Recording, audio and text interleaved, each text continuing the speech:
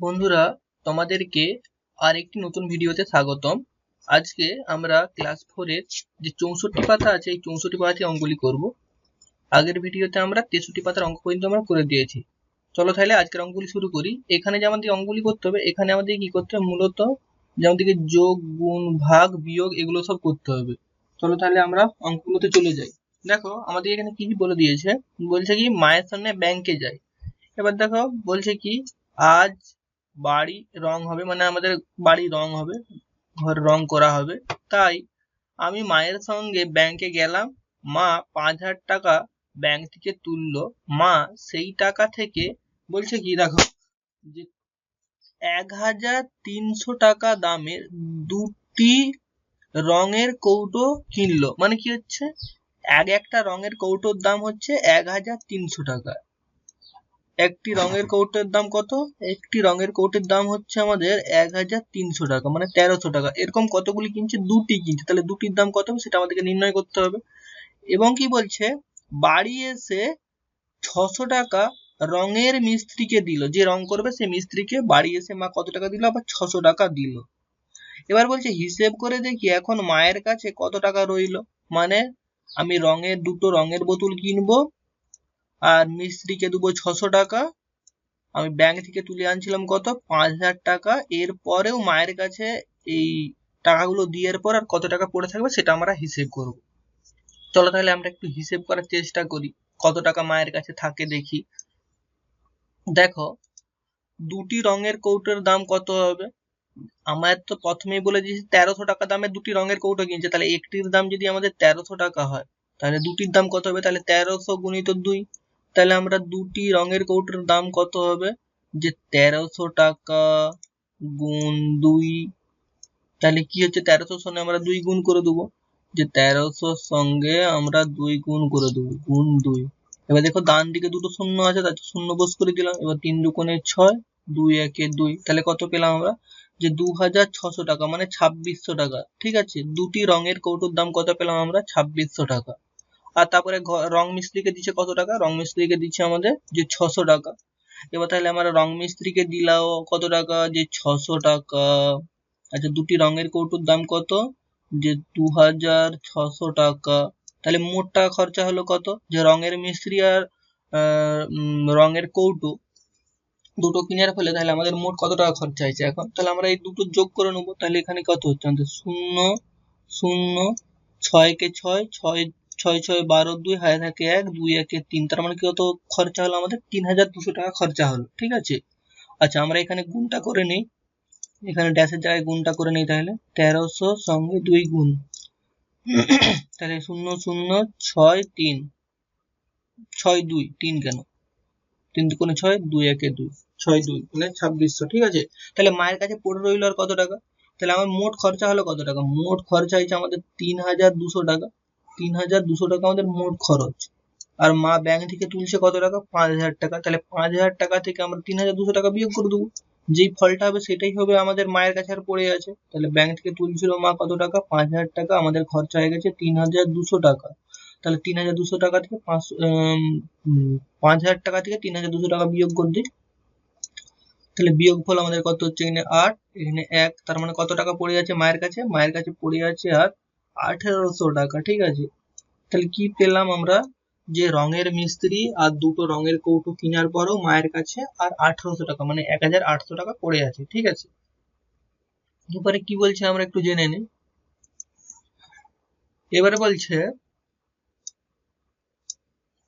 যে মা বাকি টাকা থেকে, বাকি টাকা বলতে এই যে আমাদের 1,800 টাকা, মানে 1,800 টাকা পড়ে আছে, এই টাকা থেকে বলছে প্রতি মিটার 60 টাকা দরে, প্রতি মিটার মানে 1 মিটারের দাম 60 টাকা, বলছে পর্দার কাপড় কেনার জন্য দাদাকে টাকা দিল। এবার বলছে মায়ের কাছে আর কত টাকা পড়ে রইলো হিসেব করি। তার মানে দেখো 1 মিটার কাপড় কিনবো কত টাকা দিয়ে? 60 টাকা দিয়ে 1 মিটার কাপড় কিনবো। এরকম কত মিটার কাপড় কিনবো? 12 মিটার কাপড় কিনবো। তাহলে 12 মিটারের দাম কত হবে সেটা আমাদের হিসেব করতে হবে। আর 12 মিটার কাপড় কেনার পরও মায়ের কাছে আর কত টাকা পড়ে থাকবে সেটা আমাদের হিসেব করতে হবে। ঠিক আছে। তাহলে দেখো এখানে আমাদের বলছে 1 মিটার কাপড়ের দাম কত? প্রতি মিটার 60 টাকা করে বলছে। তার মানে প্রতি মানে 1, তাহলে 1 মিটারের দাম 60 টাকা। এরকম কত মিটার কাপড় কিনছে? 12 মিটার কাপড় কিনছে। তাহলে 12 মিটার কাপড়ের দাম কত হবে? তাহলে আমরা লিখতে পারি যে 12 গুণিত 60, 12 গুণিত 60 টাকা। তাহলে এখানে আবার গুণ করে আমরা গুণফলটা বস করাই যে 12 গুণ 60। তাহলে এখানে যদি আমরা গুণ করি তাহলে কত হচ্ছে, শূন্যটা এমনি বস করে দিলাম একটা। এবার 6 কে 6, 6 দুগুণে 12, 2 হাতে থাকে 1, 6 একে 6, হাতের একে 7, তার মানে কত টাকা হলো 720 টাকা। ঠিক আছে, তার মানে ড্যাশের জায়গায় কত হবে আমাদের 720 টাকা। 12 মিটার কাপড়ের দাম 720 টাকা। এবার মায়ের কাছে আর এখন কত টাকা আছে, ছিল কত টাকা রং মিস্ত্রি আর রঙের বোতল কেনার পরেও 1800 টাকা ছিল। এবার 1800 টাকা থেকে দাদাকে 12 মিটার কাপড় কেনার জন্য কত টাকা দিয়ে দিয়েছিল, 720 টাকা দিয়ে দিয়েছিল। তাহলে 720 বিয়োগ করে দিই, তাহলে বিয়োগ ফল এবার কত হয় দেখি, যে আমাদের 1800 টাকা থেকে 720 টাকা বিয়োগ করবো। ঠিক আছে, আচ্ছা তোমরা এখানে একক, দশক, শতক, হাজার এগুলো প্রতিটাতে লিখবে, আমি কিন্তু লিখিনি। তোমরা যদি বুঝতে না অসুবিধা হয় তাহলে লেখার দরকার নেই, যদি বুঝতে অসুবিধা হয় তাহলে লিখবে। ঠিক আছে, তাতে অঙ্কের সুবিধা হবে তোমাদেরই। তাহলে এখানে কত পেলাম আমরা, এখানে পেয়ে গেলাম আমাদের 8। এখানে কত হয়ে গেল, এটা শূন্য হয়ে যাবে, কেন এখান থেকে তো ধান দিয়েছিলাম, এটা 7 আর এটা হয়ে গেল 10। ঠিক আছে, আর এখানে কত হয়ে গেল আমাদের 1, তার মানে কত পেলাম আমরা 1080। তাহলে 1080 টাকা আর মায়ের কাছে পড়ে রইলো। ঠিক আছে, তাহলে কি করছিল মা, মা দুটো রঙের বোতল কিনছিল, রঙের যে কৌটো, প্রতি কৌটোর দাম 1300 টাকা করে, দুটো কৌটোর দাম হচ্ছিল আমাদের 2600 টাকা, 2600 টাকা। রং মিস্ত্রিকে দিচ্ছিল কত টাকা, 600 টাকা। আর 12 মিটার কাপড়ের জন্য আমাদের খরচা হলো 720 টাকা। আর মা ব্যাংক থেকে তুলছিল 5000 টাকা। এই সব খরচা বাদ দেওয়ার পরও মায়ের কাছে আর পড়ে আছে কত, 1080 টাকা। ঠিক আছে, তাহলে আশা করছি তোমার দিকে আমরা এখানে যে অঙ্কগুলো ছিল সেগুলো আমরা বুঝাতে পেরেছি। চলো তাহলে আমরা এবার পরের দিকে চলে যাই, পরের দিকে আমাদের কি কি বলেছে। এখানে আমাদেরকে অঙ্ক কষতে হবে, তাহলে কষার আমরা চেষ্টা করব। এখানে দেখো একের দাগের অঙ্কটা আমাদের কি বলছে, একের দাগের অঙ্কটা বলছে কি মেঘনার কাছে বলছে 1200 টাকা আছে, মানে 1200 টাকা আছে। মেঘনার কাছে কত টাকা আছে, 1200 টাকা আছে। বলছে সে 450 টাকায় মায়ের শাড়ি, সেটা মায়ের শাড়ি কিনছে কত টাকা দিয়ে, 450 টাকা দিয়ে একটা মায়ের শাড়ি কিনছে। আচ্ছা, তারপরে কি করছে, যে 425 টাকায় বাবার পাঞ্জাবি, সে বাবার পাঞ্জাবি কিনছে কত টাকা দিয়ে, 425 টাকা দিয়ে। ও 350 টাকায় কি করছে, ভাইয়ের জামা কিনছে, 350 টাকা দিয়ে ভাইয়ের জামা কিনছে। বলছে মেঘনার আরো কত টাকা দরকার আছে দেখি। তাহলে দেখো মেঘনার কাছে আছে 1200 টাকা। এবার কি বলছে দেখো, এই একটা মায়ের শাড়ি, বাবার পাঞ্জাবি আর ভাইয়ের জন্য জামা কিনছে। এবার কেনার পরে বলছে মেঘনার আরো কত টাকা দরকার আছে দেখি, মানে মানে মেঘনার কাছে কম টাকা আছে, মানে এখনো তাই কত টাকা এক্সট্রা নিয়ে যেতে হবে সেটা আমাদেরকে নির্ণয় করতে হবে। তাহলে আমরা প্রথমে যোগ করে নেবো যে মায়ের শাড়ির, বাবার পাঞ্জাবি আর ভাইয়ের জামা কিনতে তার মোট কত টাকা খরচা হয়েছে সেটা আমরা প্রথমে জেনে নিই। তাহলে মায়ের শাড়ির দাম কত ছিল, মায়ের শাড়ির দাম ছিল আমাদের যে 450 টাকা। আচ্ছা, বাবার পাঞ্জাবির দাম কত ছিল, 425 টাকা। আর ভাইয়ের জামার দাম ছিল আমাদের 350 টাকা। তাহলে মোট কত টাকা খরচা হলো, তাহলে এখানে খরচা হচ্ছে তোমার 5000, মানে 5 হবে যোগ, এখানে হচ্ছে 5 2 7, 5 12 2, হাতে রইলো আমাদের 1, 4 4 8, 3 11 আর হাতের একে 12। তার মানে কত হচ্ছে আমাদের 1225 টাকা খরচা হলো। তাহলে 1225 টাকা খরচা হলো। এবার দেখো মেঘনার কাছে আছে কত টাকা, 1200 টাকা আছে, 1200 টাকা মেঘনার কাছে আছে আর খরচা হচ্ছে 1225 টাকা। তাহলে 1200 বড় না 1225 বড়, 1225 বড়। তাহলে মেঘনাকে এখনো কিছু টাকা দিতে হবে, তাহলে মানে দরকার আছে, দোকানদারকে তো তাকে পয়সাটা দিতে হবে। তাহলে মেঘনার কাছে আছে 1200 টাকা। তাহলে মেঘনার আরো কত টাকা দরকার লাগবে, তাহলে আমরা বড় সংখ্যাটা থেকে ছোট সংখ্যাটা বিয়োগ করে দেবো। তাহলে বড় সংখ্যাটা হচ্ছে আমাদের 1225, তার থেকে বিয়োগ করব কত, 1200। তাহলে 1225 থেকে যদি আমরা 1200 বিয়োগ করি, 1225 থেকে আমরা বিয়োগ করব 1200, তাহলে বিয়োগ যদি করি বিয়োগফল কত হচ্ছে আমাদের দেখো 25। তাহলে তার কত টাকা এখানে দরকার লাগবে, 25 টাকা দরকার লাগবে। ঠিক আছে, তাহলে আশা করছি তোমাদেরকে আমরা বুঝাতে পেরেছি। আমরা করলাম কি, মেঘনার কাছে ছিল 1200 টাকা, সেই 1200 টাকার মধ্যে কি করছে সে 1200 টাকার মধ্যে সে কি করছে, মায়ের জন্য শাড়ি কিনছে, তার দাম হচ্ছে আমাদের এই 450 টাকা। বাবার জন্য পাঞ্জাবি কিনছে 425 টাকা, ভাইয়ের জন্য জামা কিনছে 350 টাকা। সেই তিনটার আমরা যোগ করছি, যোগফলটা হচ্ছিল আমাদের এই সংখ্যাটা 1225 টাকা। এবার মেঘনার কাছে ছিল আমাদের 1200 টাকা। এবার দোকানদারকে পয়সা দেওয়ার জন্য আমাদের যেহেতু জামা প্যান্ট কিনতে আমাদের বেশি টাকা খরচা হয়েছে, এখনো কত টাকা এক্সট্রা দিতে হবে সেটা জানার জন্য কি করছি, বড় সংখ্যাটা থেকে ছোট সংখ্যাটা যাই বিয়োগ করে দিচ্ছি। আমরা দোকানদারকে আর কত টাকা দিতে হবে সেটা কিন্তু আমরা পেয়ে গেছি। এখানে দেখো 25 টাকা এখনো দিতে হবে, ঠিক আছে। তাহলে আশা করছি তোমরা বুঝতে পেরেছো। চলো তাহলে আমরা 2 এর দাগের অঙ্কতে চলে যাই।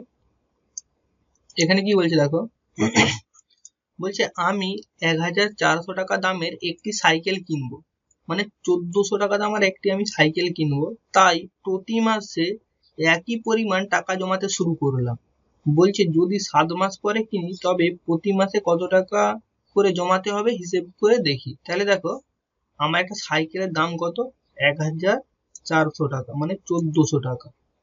এবার সেই সাইকেলটা মানে কিনবো, প্রতি মাসে একই টাকা করে জমাবো এবং 7 মাস পরে কিনবো।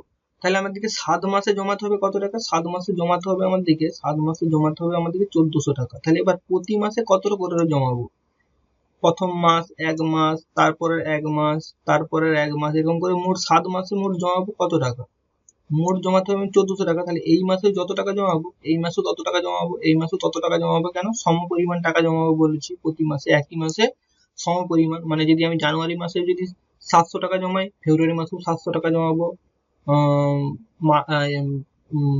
মার্চ মাসেও 700 টাকা জমাবো, এপ্রিল মাসেও 700 টাকা জমাবো, এরকম করে 7 মাসে আমি 1400 টাকা জমাবো। আমি তোমাদেরকে একটা উদাহরণ দিচ্ছি, 700 টাকা করে জমালে অনেক বেশি টাকা হয়ে যাবে। এবার 1 মাসে কত টাকা করে জমাতে হবে সেটা যেহেতু আমি জানিনি, তার জন্য আমরা কি করব, ভাগ করে দেবো 1400 কে 7 দিয়ে। কিভাবে, দেখো 7 মাসে জমাতে হবে আমাদের মোট কত টাকা, 7 মাসে জমাতে হবে আমাদের মোট 1400 টাকা। এবার তাহলে 1 মাসে জমাতে হবে কত, তাহলে 7 মাসে জমাতে হয় যদি 1400 টাকা, তাহলে 1 মাসে জমাতে হবে আমাদের কি 1400 ভাজিত মানে ভাগ 7, 1400 ভাগ 7। তাহলে আমরা 1400 কে 7 দিয়ে ভাগ করে দেইনি, তাহলে ভাগফল যেইটা হবে আমি সেইটাই বলে দিতে পারবো, 7 দিয়ে ভাগ করে দেবো।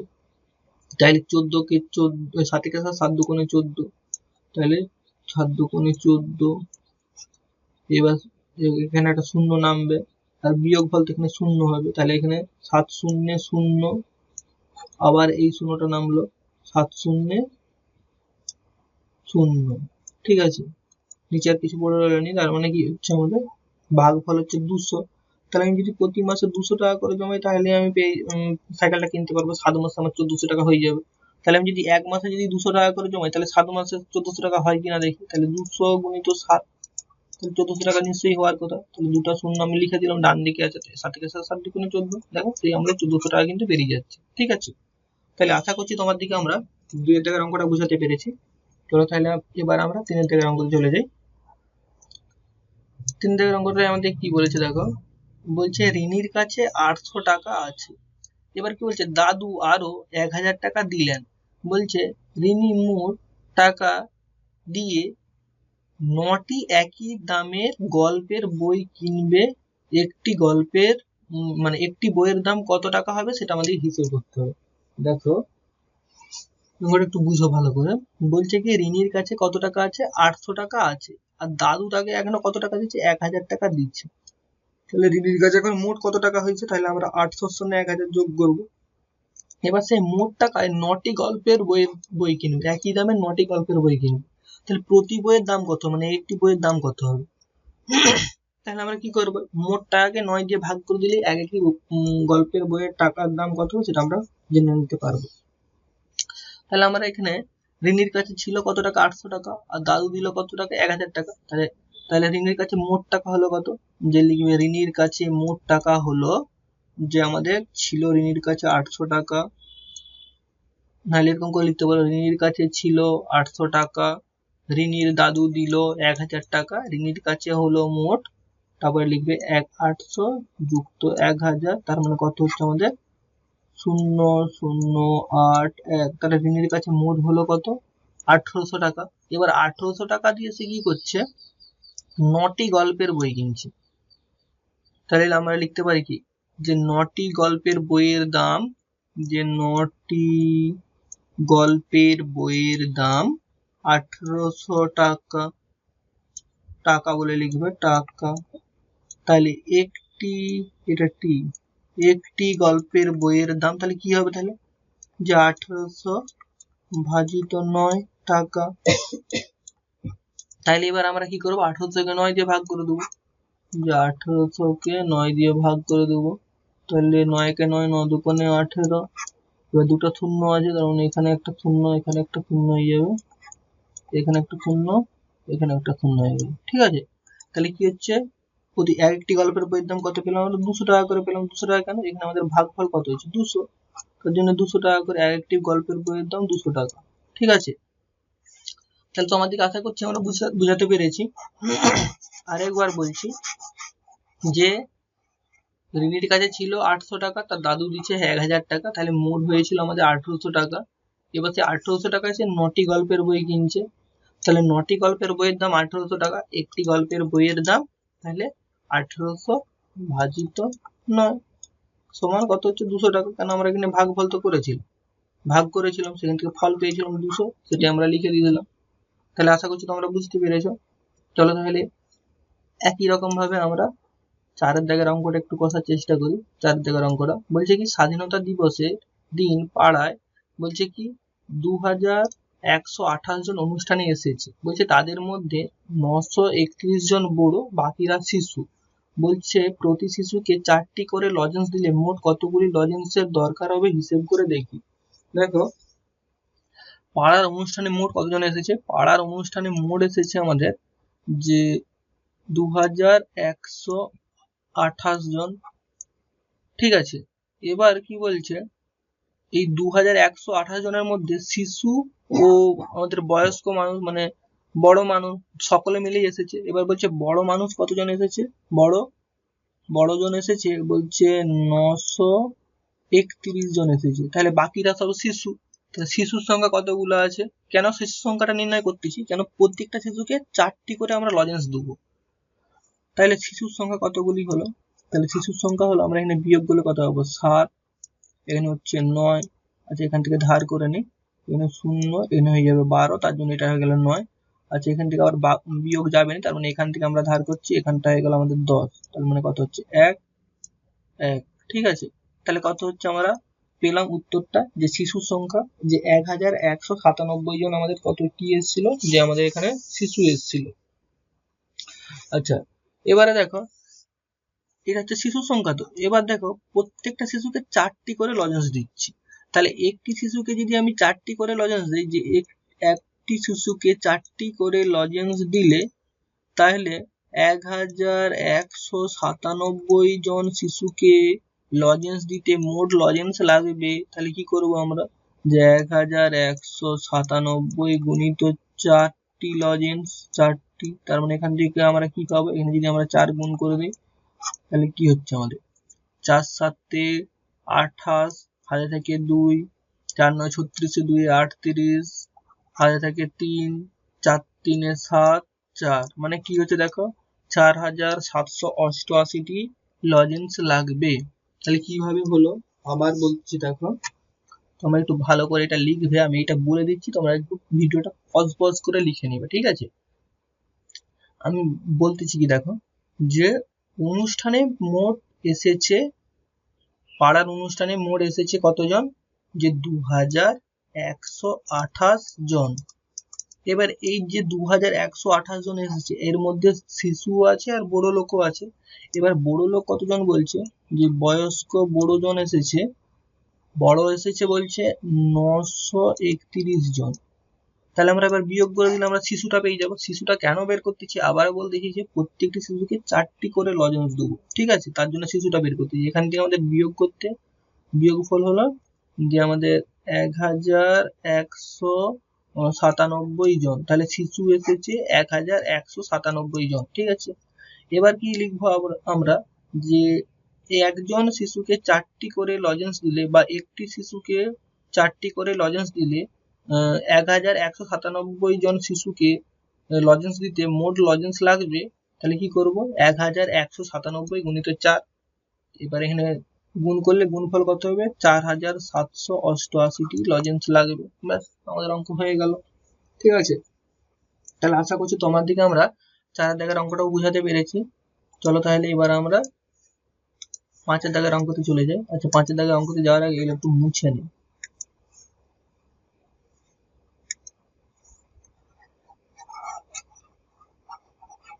আচ্ছা, তোমাদের যদি আমাদের এই ভিডিওগুলি ভালো লেগে থাকে তাহলে অবশ্যই তোমরা আমাদের চ্যানেলটিকে সাবস্ক্রাইব করবে এবং পাশের বেল আইকনটি প্রেস করে রাখবে। দেখো আমার দিকে এখানে 5 দাগের অঙ্কটা কি বলছে? বলছে কি, আজ আমাদের স্কুলে প্রথম শ্রেণীতে ড্যাশ, দ্বিতীয় শ্রেণীতে ড্যাশ, তৃতীয় শ্রেণীতে ড্যাশ, চতুর্থ শ্রেণীতে ড্যাশ জন এসেছে। বলছে প্রত্যেক ছাত্রছাত্রীকে 4টি করে বিস্কুট দিলে মোট ড্যাশ গুলো বিস্কুট দরকার সেটা আমাদেরকে হিসেব করতে হবে। এখানে বলছে নিজে করি, মানে আমাদের এখানে যা হোক একটা সংখ্যা বসাবো। ধরি প্রথম শ্রেণীতে এসছে আমাদের 20 জন, দ্বিতীয় শ্রেণীতে এসছে ধরছে আমাদের 30 জন, চতুর্থ শ্রেণীতে এসছে আমাদের ধরছি 35 জন, আর চতুর্থ শ্রেণীতে এসছে আমাদের 40। আচ্ছা, এটা 45 করে দিই না, 45 করে দিলে আমাদের যোগের সুবিধা হয়ে যাবে। আচ্ছা, 45 করে দিই, তোমরা তার নিজেদের মতো করে। আচ্ছা, 50 করে দিলাম এটা, ঠিক আছে। তাহলে কি লিখছি, যে আমাদের প্রথম শ্রেণীতে 20 জন, দ্বিতীয় শ্রেণীতে 30 জন, তৃতীয় শ্রেণীতে 35 আর চতুর্থ শ্রেণীতে 50 জন এসেছে। বলছে প্রত্যেক ছাত্রছাত্রীকে 4টি করে বিস্কুট দিলে মোট কতগুলি বিস্কুট দরকার সেটা আমাদেরকে নির্ণয় করতে হবে। তাহলে আমরা প্রথমে করে নেবো কি, যে প্রথম, দ্বিতীয়, তৃতীয়, চতুর্থ শ্রেণীতে মোট কতজন ছাত্রছাত্রী এসেছে সেইটা আমরা নির্ণয় করে নিই। তাহলে মোট ছাত্রছাত্রী এসেছে, যে লিখবে মোট ছাত্রছাত্রী এসেছে। তাহলে কি হচ্ছে, প্রথম শ্রেণীতে আমরা লিখবো 20 জন, দ্বিতীয় শ্রেণীতে 30 জন, তৃতীয় শ্রেণীতে আমাদের 35 জন, আর চতুর্থ শ্রেণীতে 50 জন। তাহলে এখান থেকে আমরা পেয়ে যাবো মোট, তাহলে এখানে 5 হলো, আর এখানে কত হচ্ছে, 5 3 8, 8 3 11, 11 2 13। ঠিক আছে, তাহলে এখানে কত পেলাম আমরা, 135 জন মোট শিশু এসেছে, মানে শ্রেণীতে মোট ছাত্রছাত্রী এসেছে। ঠিক আছে, এবার বলছে প্রতিটি ছাত্রছাত্রীকে 4টি করে বিস্কুট দেবো। তাহলে দেখো, এই একজন ছাত্রছাত্রীকে 4টি করে বিস্কুট দিলে, 4টি করে যদি বিস্কুট দিই তাহলে আমরা 135 জন ছাত্রছাত্রীকে বিস্কুট দিতে মোট বিস্কুট লাগবে কত? তাহলে 135 গুণিত 4টি বিস্কুট, 4টি বিস্কুট,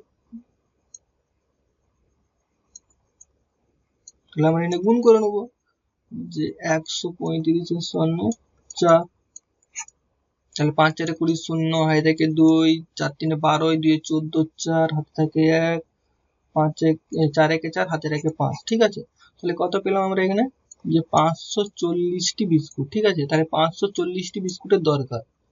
এবার তোমরা যদি এখানে আলাদা আলাদা কোনো সংখ্যা বসাও তাহলে তোমাদের কিন্তু উত্তর আলাদা আলাদা বের হবে। ঠিক আছে, তাহলে আশা করছি আমরা তোমার দিকে যে আমাদের যে 64 পাতা ও 65 পাতার যত সমস্ত অঙ্কগুলি ছিল বুঝাতে পেরেছি।